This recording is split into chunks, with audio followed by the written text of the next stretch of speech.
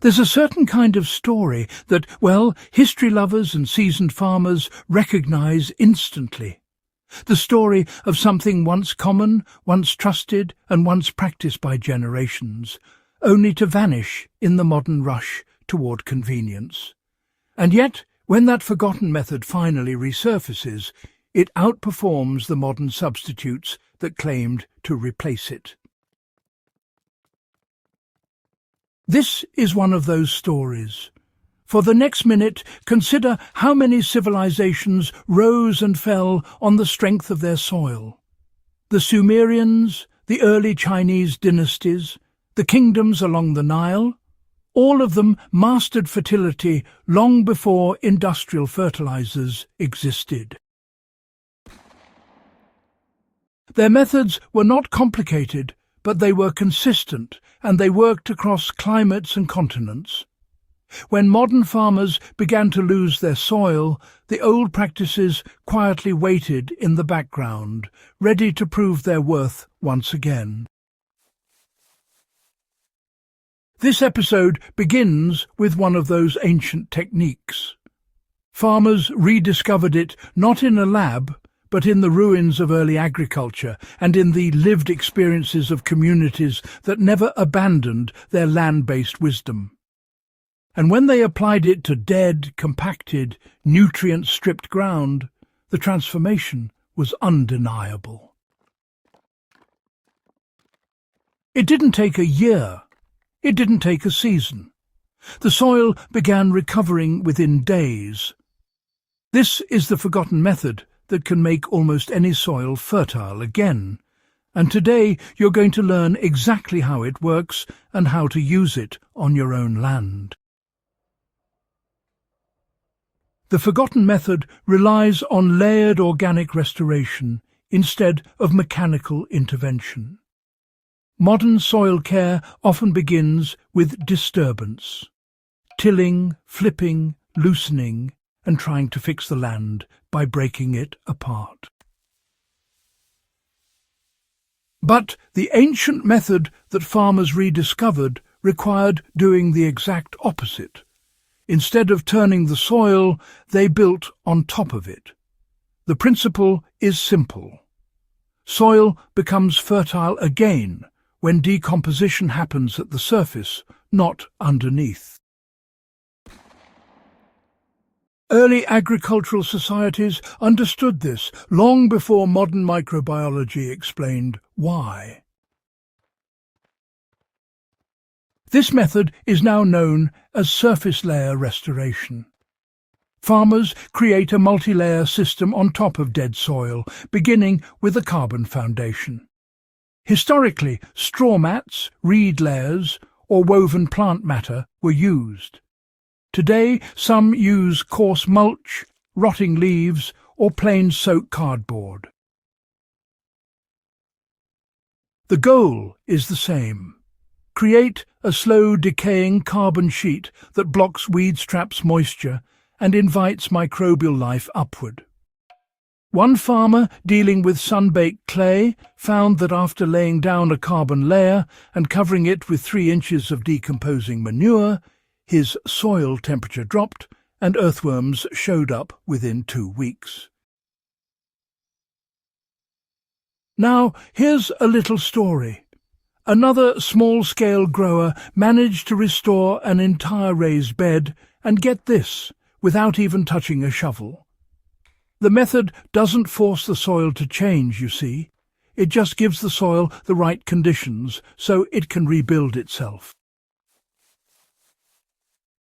When organic matter breaks down right at the soil's surface, it sort of draws microbes, fungi and worms upward.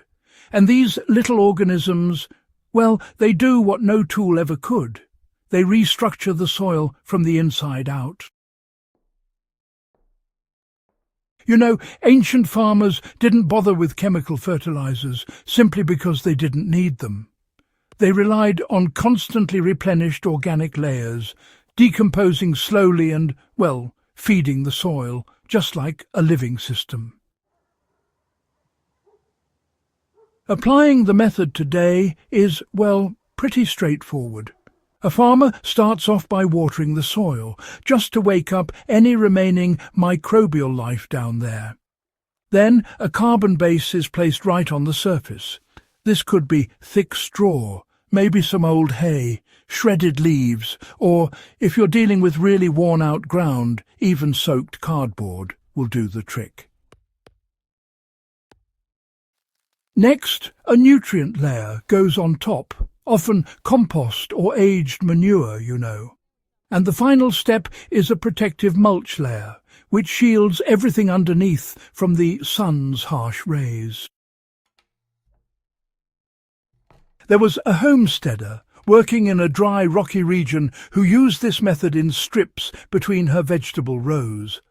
And after just one season, those fertile strips became pathways for spreading organic matter out into the tougher, harder areas. She was able to grow beans directly through holes in the surface layers, without disturbing the rebuilding soil beneath. If there is one thing ancient farmers understood better than most modern systems, it was water. Soil fertility begins with moisture retention, not with nutrients. Without water, nutrients do nothing.